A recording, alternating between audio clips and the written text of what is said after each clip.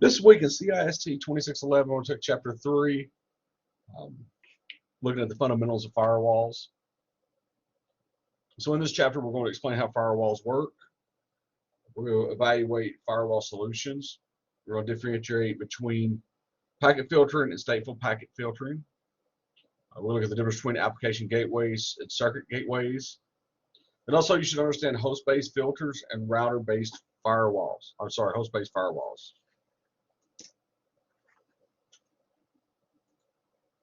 So this chapter explores the basics of how firewalls work, and it'll provide a basis for choosing the correct firewall type.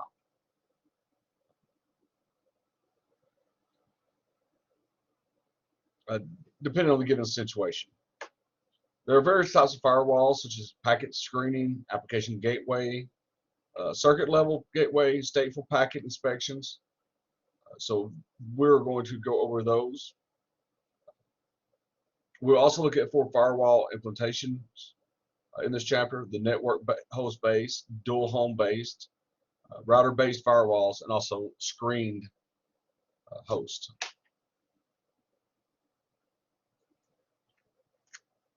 So first, start off with asking, what is a firewall?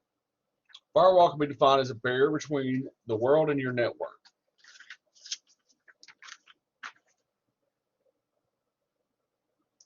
So the 4 primary categories of firewalls are listed in this section.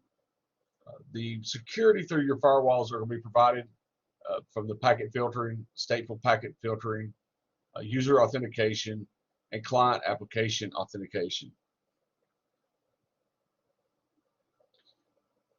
Keep in mind that a firewall can be hardware or software, or a combination of the two. There are firewalls that are built into Windows and Linux. These are something that's going to be useful for protection for the individual PCs and not the network. They're not intended to be the sole protection for the firewalls for the entire network, but they can be used to add to supplement your network wide firewalls as well. So we see an example down here of the firewall. So we see we have incoming packets. Now when it hits that firewall, there's going to be decisions made based on the configuration, whether to accept those packets or reject the packets. And if they are accepted, they're filtered, and then they're sent through to the network.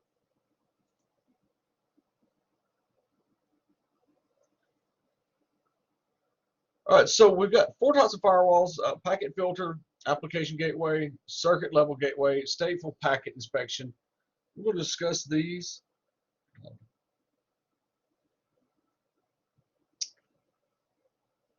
We go to the packet filtering.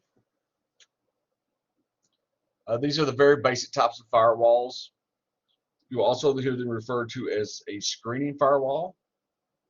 Now, the way these things work is they examine the packet source address, where it's coming from, the destination address, where it's going, what port that it came in, what port is it going out, and also the protocol type. Now, much of this information is screened by packet filters. This will be found in the header of the data packet.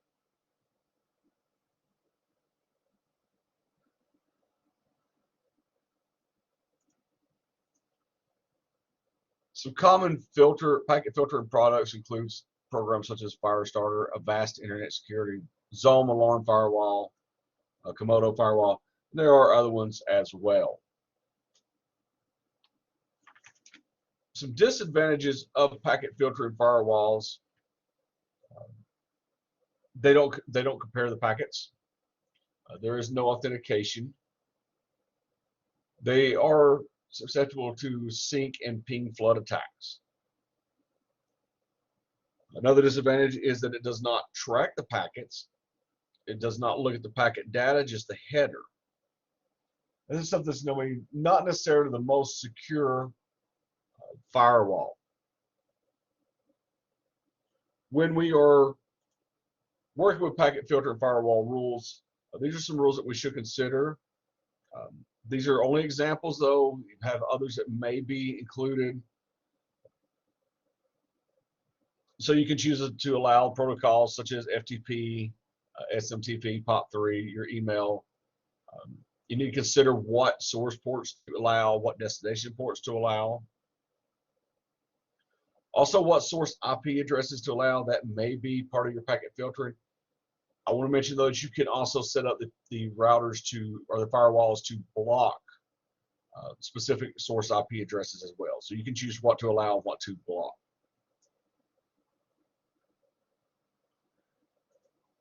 Stateful packet inspections. This knows if a packet's part of a larger system. It recognizes whether the source IP is within the firewall, and it can look at the contents of the packet. Now, by being aware of what is in the contents of the packet, it does make it less susceptible to flood attacks. This is the recommended firewall solution if it is possible. We have some examples: Cisco, Linksys, SonicWall, or some stateful packet inspections.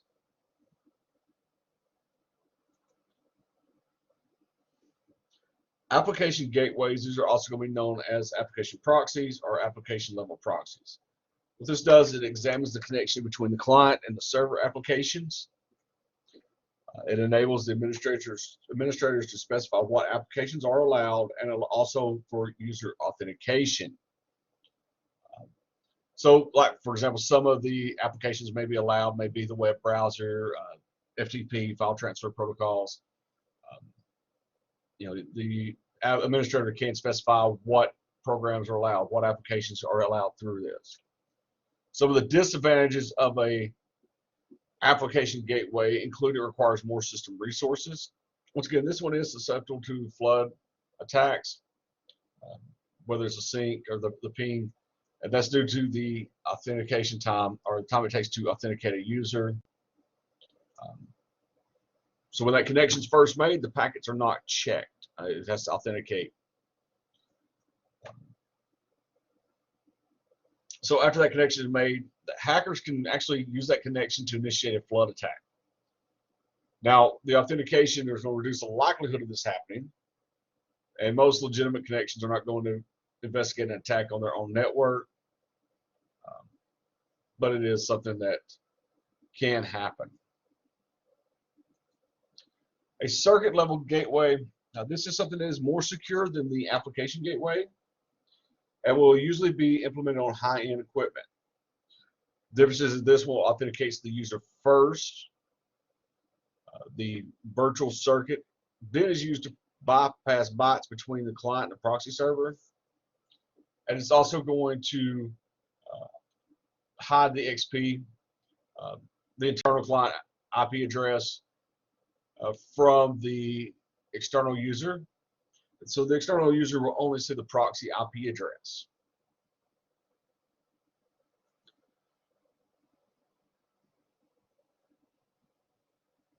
Now, with this, external systems do not see the internal systems, but it may not work for some types of implementations. E-commerce, for example, may not work in this environment because the public's going to need to access the site. So we see the difference here between application gateways and circuit level gateways. So we see in application, we were incoming packet, the client application is verified, and then after that, the user is then authenticated. We're in the circuit level, we'll see the incoming packet, and then the user is going to be authenticated, and that's allowing the virtual circuit to be established. Now, something that's becoming more popular is hybrid firewalls. They take on multiple approaches to the firewall implementations. This is something we're going to discuss more in Chapter 4.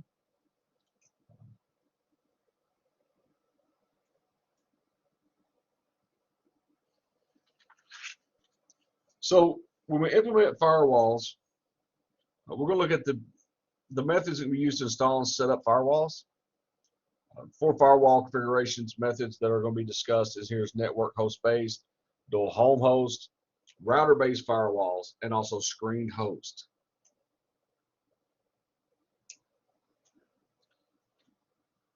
We'll discuss these on these next slides. We'll look at first with the network host.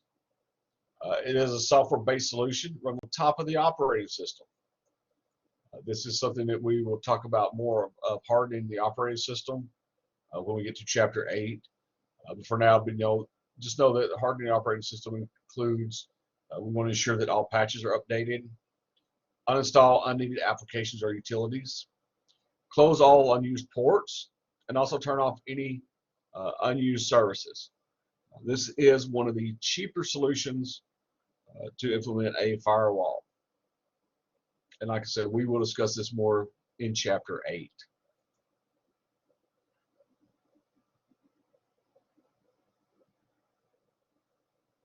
A demilitarized zone, we see on the screen here, we have the outer firewall, we have our DMZ over the web server, and then we have another internal firewall that goes to our network.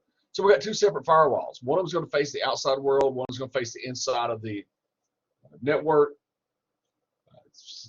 Example here, we have the web, email, FTP servers. They're going to be located in the area in between. This area here, this is our DMZ area. So information coming in is going to go through the outer firewall. It can hit the web server. If it goes through the outer firewall, and then it's going to hit the inner firewall and has to meet the configuration there as well.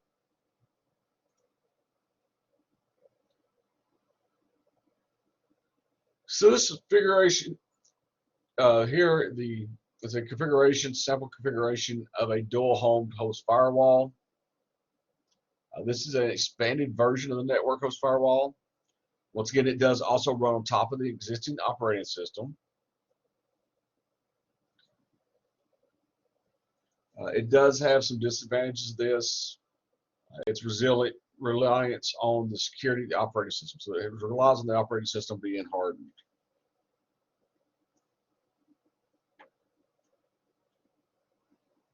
The next one is the router-based firewall. This is something that's usually your first line of defense. One of the benefits of a router-based firewall is that it is easy to set up. The configuration is simple. So it's ideal for novice administrators. It does use the simple packet filtering. The router-based firewalls can also be something that be pre-configured by the vendor for specific needs of the user, depending on which router you're using. And you can also use this as you can place it between segments of a network. So it's not necessarily it has to be at the very entrance to your network. You can place a router as you segment your network. Excuse me.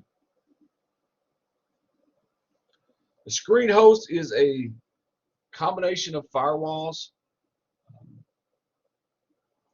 Maybe a bastion host, using a bastion host and a screening router is used. This is going to be similar concept to the dual home host. Now on this, the packet filters work at the network level of the OSI. These firewall solutions, they can be used to block traffic on specific ports, both incoming and outgoing traffic.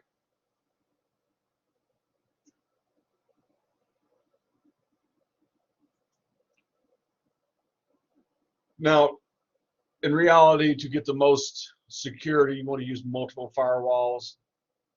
You want to make sure you use that stateful packet inspecting firewall and application gateway, screen firewall routers, separating each network segment.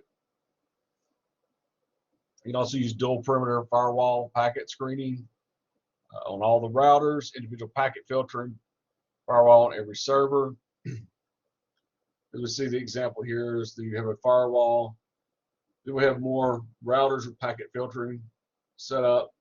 We have our network broken down into different subnets.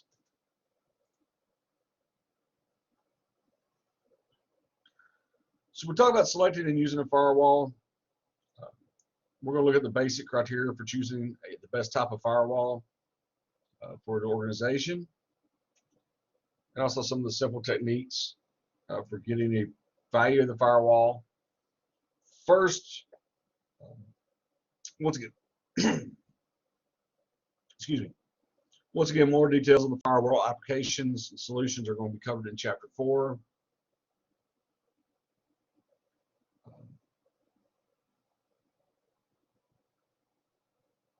When you're reading through the material, you're going to be introduced to the benefits of using a firewall log.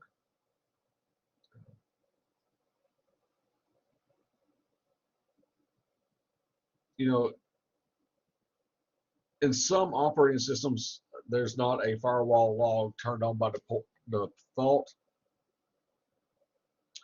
Or don't have the firewall log configured. So in those cases, you must manually go in and turn that feature on and configure it. So you want to make sure that you also review the logs periodically for anything that's out of the ordinary. Also utilize statistics for baseline performances. When setting up your firewall, you may want to consider using a consultant for the initial setup to make sure that it is configured properly.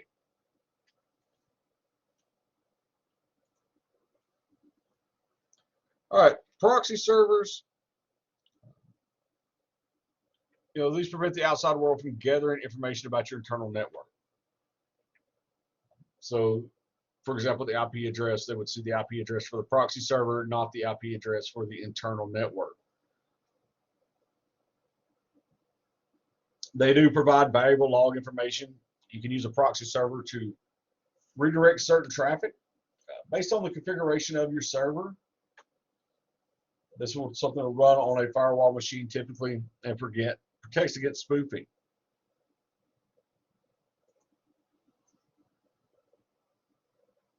The Wingate proxy server, this is something that's easy to use, inexpensive, and it's usually available for free download, which makes it a good price.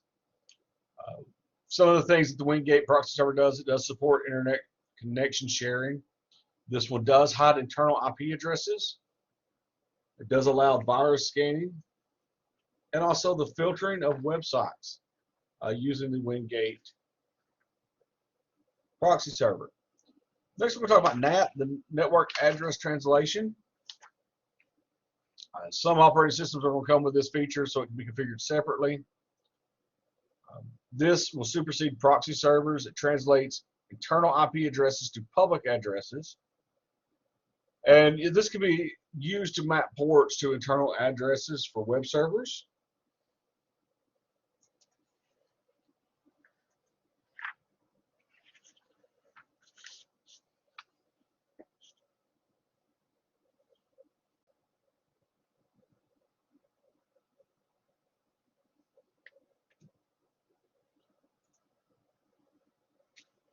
All right, so in this chapter, we looked at different firewalls and proxy servers and how they are critical for network security solutions.